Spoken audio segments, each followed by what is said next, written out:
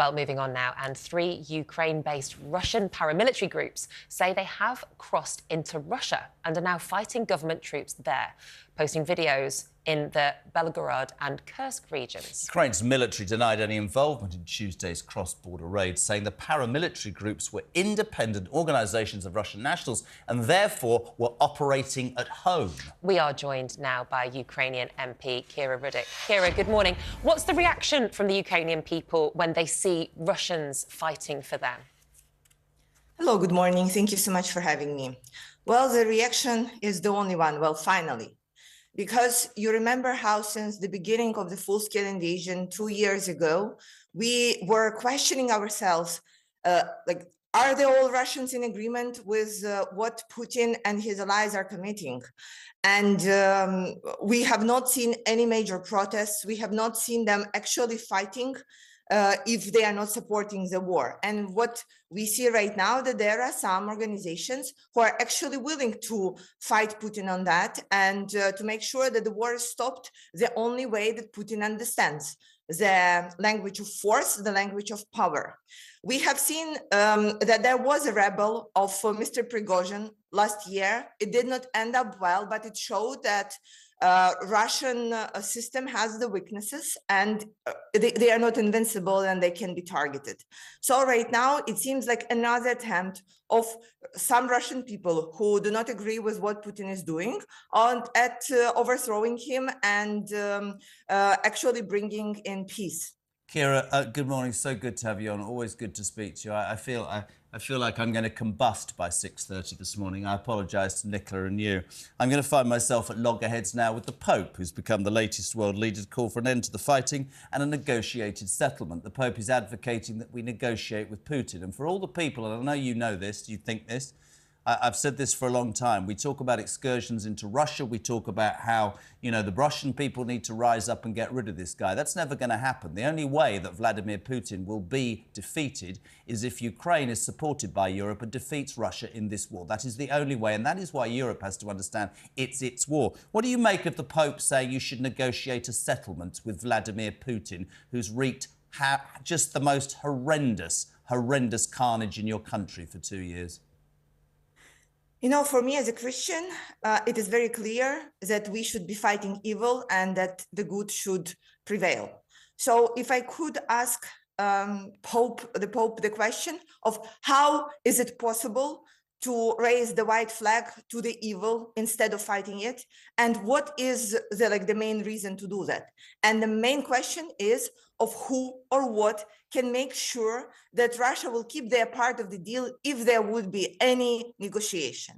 And of course, we are all really offended here that there is no question to Vladimir Putin, from Pope, to stop the war, to pull off his troops and stop committing all kinds of the war crimes. And this is why we just really hope that there would be more information and that Pope would understand what is actually going on and just stop offering the victim to go down to the aggressor. We are not going to do that. We are going to fight.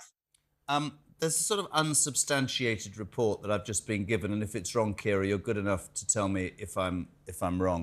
Is it true, or is there any substance in the rumour that occupied Ukrainians living inside Russia are going to be forced to vote in the Russian presidential election? Is that right? That's absolutely right. And it would be not the first time when Russia is doing something like that. It started from the occupation of Crimea in 2014, where people were forced to vote under the barrels of the gun. Then it was in Donetsk and Luhansk regions. And then it was 2 years ago when there was a sham referenda to make people vote for uniting with Russia in the temporary occupied territories.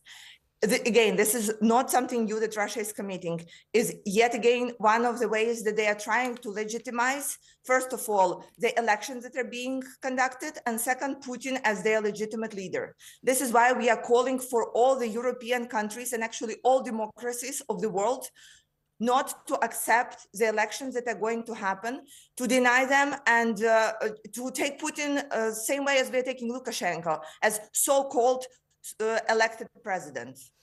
And Kira, what do you make of the upcoming election in America? Donald Trump allegedly saying he will not give a penny to Ukraine if he wins. What's the feeling on the ground in Ukraine about the potential for a US president who would not see any support for your country? Well, people here are indeed worried. That is true. But we also see that it has been a certain strategy to offer the electorate in the United States simple solutions for the complicated problems. So we truly also understand that there is one thing that Oh, what a shame. We appear that the actions that are being taken when you are being elected. So we just hope that the elections in the United States end up with like the clean result, and we are willing to work with whoever will be sitting in the White House, hoping that this person will be interested in making sure that America is strong, powerful ally and leader of the democratic world. And for that, America has to keep its promises. Kira, one very, very, very quick question. We all in the world look at the horrible humanitarian disaster that's taking place in the Middle East. We all have opinions on what's going on there. Is there a chance that what happens or what is happening in Ukraine still 2 years on? I don't mean war fatigue, but we mustn't lose sight of what's happening to Ukraine. And is that more difficult, do you think, because of what's happening in the Middle East for your people, for your country? Of course, every additional conflict at the world's face is difficult and is dragging attention and support away from Ukraine.